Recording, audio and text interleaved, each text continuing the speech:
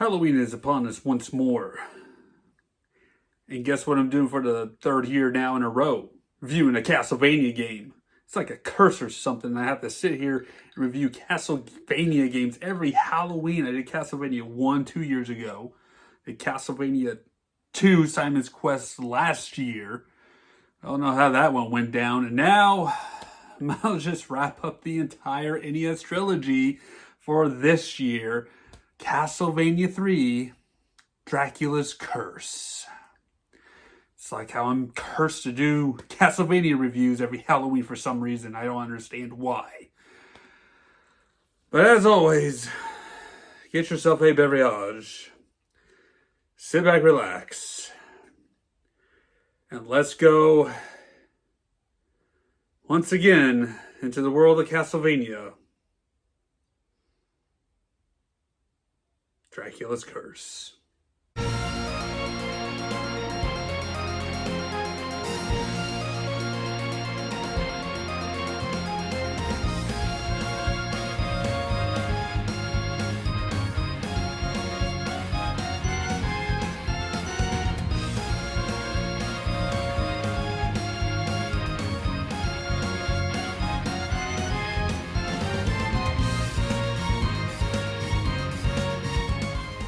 When talking about Castlevania 3 Dracula's Curse, you gotta look at the Nintendo Switch's Castlevania Anniversary Collection right here.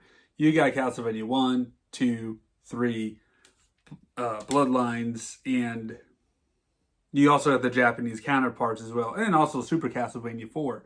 So that's in there too. So the one today we are looking at is Dracula's Curse, released on the NES. And this is actually a prequel. A prequel to the first Castlevania game. Yeah, a prequel to the first adventure. Starring this time Trevor Belmont of House Belmont is now being summoned upon to go deal with Count Dracula creating mass genocide across the world of the humans.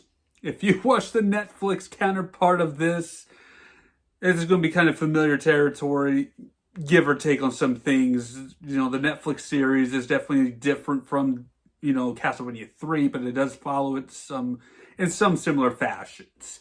But, if you do check out the Netflix series of Castlevania, I do highly recommend it. It is not for kids. It is gory. There's some bad language and some suggestive scenes in there.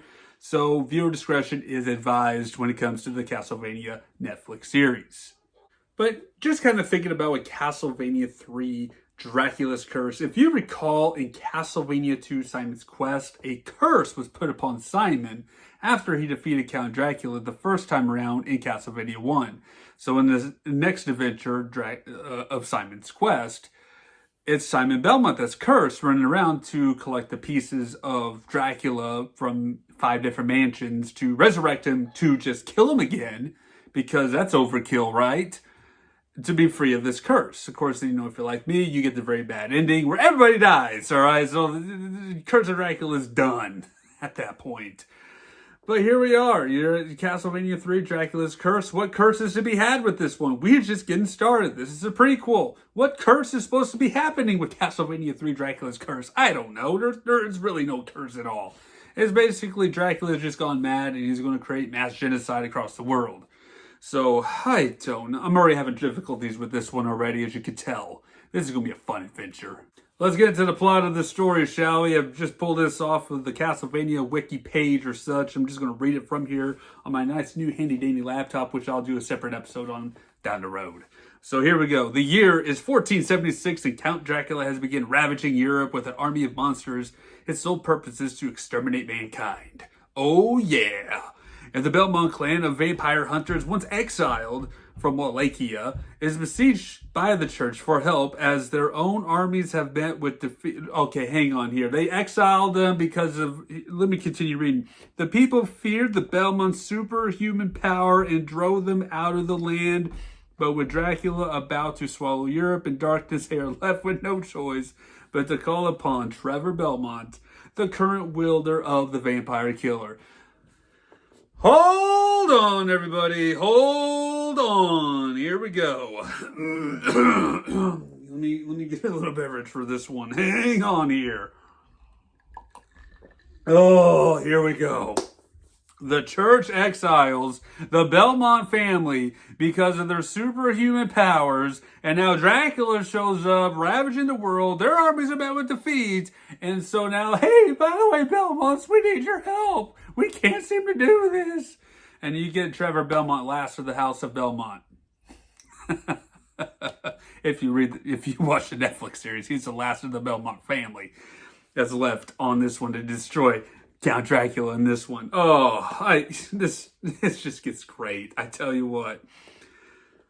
Oh, let's move along here. Joining Trevor Belmont in his mission to defeat Dracula are three other heroes. You have Sypha Belnades, who is a speaker. All right, speaker magician, I should say. Have like the fire elements, ice elements, electricity even type of things. That's what Sypha does. She's a speaker magician. Grant Dynasty and Alucard. Yes, Alucard, the son of Dracula. Yeah, he's joining in the fray too with the party to destroy Count Dracula. Of course, if you watch, again, the Netflix series, Grant Dynasty is nowhere to be found except for in season 4 where there is a town called Dynasty. Thank you. What kind of name is that anyway, too? Dynasty? This just sounds funny and weird.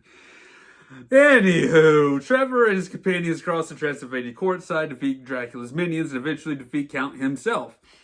Once his father is defeated, Alucard goes into self-include slumber, unable to cope with having fought his own father. Yeah, that would bring tragedy for sure. Grant Dynasty oversees the reconstruction of Wallachia after the battle is finished, and Trevor and Sypha marry once peace is restored to the region. Well, it's kind of a happy ending right there for some of these people, except for Alucard, who's grieving because he had to go murder his own father. Yeah, that's not going to mess anybody up at all, is it? Yeah, no, he's a mess. All right, he's a mess. So, but anyways, here we go. Let's dive into this. With Dracula ravaging here, my question is now, when it comes to the first entry of the game, how did Count Dracula come back? We don't know. And, you know, there's also the Game Boy titles that is also included in this as well. That is in between Castlevania 3 and the first Castlevania. Oh, jeez. I'm not even going to dive into Game Boy games. I'm just going to ignore those for now. They're kind of hard to play, too, if you play them. But anyways, I just don't understand that, you know. I just don't get, you know, okay, we killed Dracula in Castlevania 3. How does it come back in the first game now, with 3 being the prequel? Anyways, let's talk about the game. Like in various previous games, you know, you control the Belmont. In this case, Trevor Belmont, not Simon this time. The ancestor, Trevor Belmont. I don't know if he's grandfather or what, how far along down the line. You know, we got to look at the chronology and years of when these games take place. I ain't got time for that right now. Let's move along.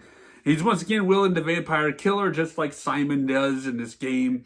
And I guess this whip gets passed down from generation to generation. So there you go. It's basically a magical whip that just destroys evil.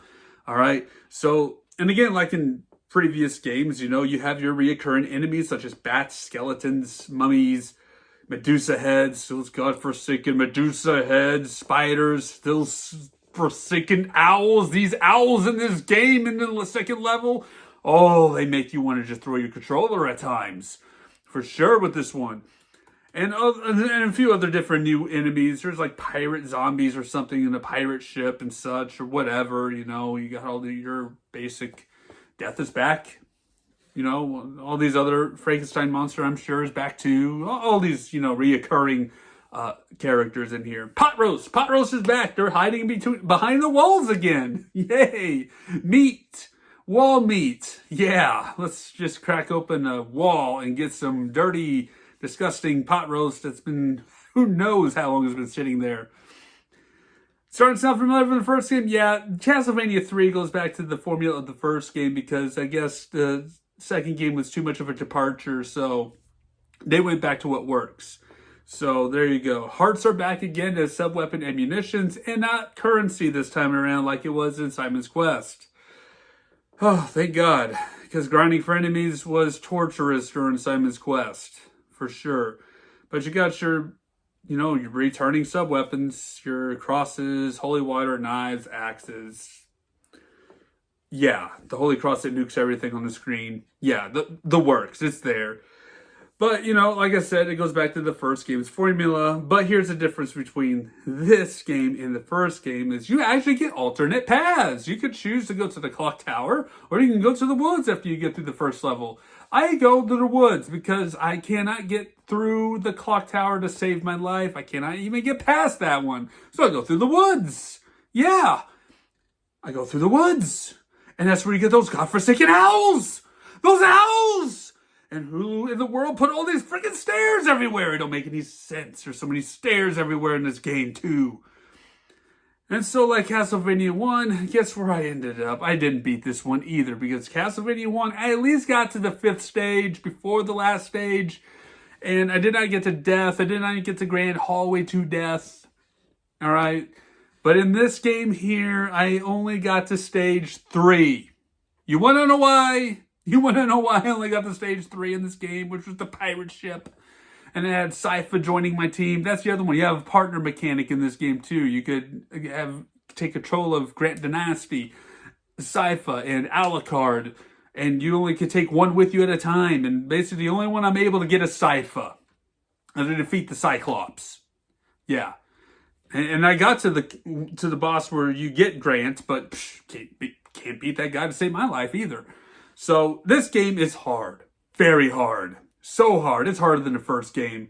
And that's just why I stopped at stage 3. I just could not take any more of this. And don't get me wrong, I enjoy this game. I enjoy playing it. And every time I play it, I get just a little smidge further. Just a little bit further in this game. Because it's so freaking hard. And a bad thing about the characters, I mean, yeah, you got different abilities and movesets and such. And my gosh, some of them move fluently, nice in the air, but nope. Trevor Belmont's cursed with the Belmont strut and going one way and knockback. Oh yeah, classic knockback is back for everybody in this game. Gravitate the nearest hole when you get hit. Oh, it's instant death every time. That's why you die a lot. And thank God there's unlimited continues too. And apparently in the American version, damage is doubled when you get further along for whatever reason. But if you play the Japanese version, I don't know the differences between these games, between the American version and because you get the Japanese versions in this one. You do, except for Simon's Quest for some reason they omitted that one. Maybe because nobody liked that one. I don't know. It's the only one I was able to beat. It's crazy, very, very crazy. So, anyways, I'm done ranting about Castlevania 3, Dracula's whatever. There's no curse to be had, to be quite honest. Actually, the curse is the hardness of the game. That's the curse of it. The other curse is that I'm stuck reviewing Castlevania games every freaking Halloween. Why is this? I don't know. I don't know why this became a tradition that I do Castlevania games every Halloween. Doesn't make any sense to me. So, with that being said, you know what? I'm going to break this curse. I am. I'm going to break this curse that I have to do Castlevania games every single Halloween. And here's how I'm going to do it. It's time to slay the curse and rid of this curse once and for all. I'll see you guys next time on the AJ Show. Ah!